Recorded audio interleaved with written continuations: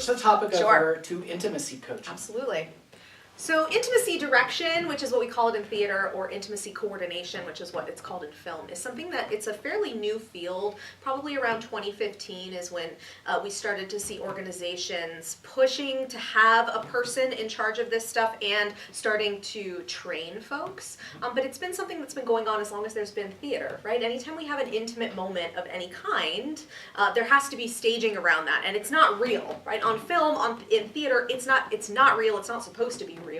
And it's sort of a thing that can be awkward as a performer, as a director, and trying to figure that out. How do we do that? And a lot of the conversation has been around how do we do that in a way that honors the actor's boundaries, that allows everyone in the room to feel safe, to feel heard. And the push has been that, well, it's choreography. Just like we might choreograph a dance, we're going to choreograph a moment of intimacy. For example, in Legacy of Light, we have a moment at the top of the show where there is a scene of lovemaking, is what the script calls for. And so we had, when I directed that show, Chris Cuss, who is our head of movement here, is also an intimacy director, came in and worked on choreographing something there that would work for the show. And part of his job is to figure out what's the tone, what's the story we're telling, what's the tone, and then how do we translate that into movement, and then how do we ensure that everyone in the space feels safe doing that movement and has the ability to consent. So we have all kinds of tools that those of us who do intimacy direction have been trained in that makes for consent-based spaces.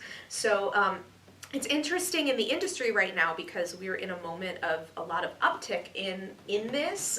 We just, SAG-AFTRA, which is the union for film and television, has put forward requirements for what that looks like on set recently. And also has just invited, and I'm trying to remember, I think it was, I can't remember if it's SAG-AFTRA in film or Actors Equity in Theater that has just incorporated intimacy directors into the union. So I know that on one side of the industry, intimacy directors are starting to be unionized, and so it's really starting to be something that is expected and required rather than a luxury. And so that's part of the work, a lot of us who've been doing this work for a long time, of just that of educating the folks in the industry as well about why it's important, why it matters, and students coming out of schools like ours who come out expecting that, say, hey, if we were doing this, where's the intimacy director?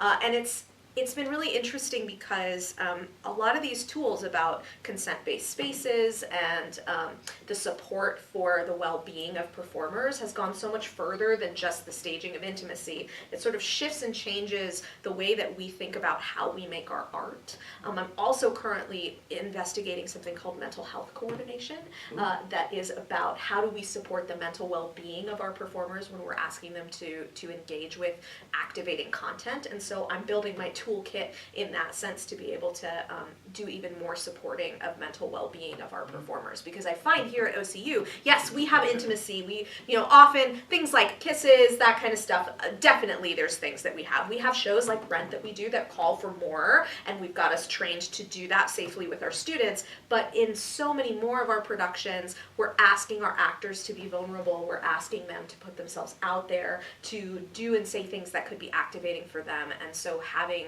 people who are trained in supporting their mental well-being and being able to in-roll and de-roll, which is what we call the getting in and out of character, can really help them to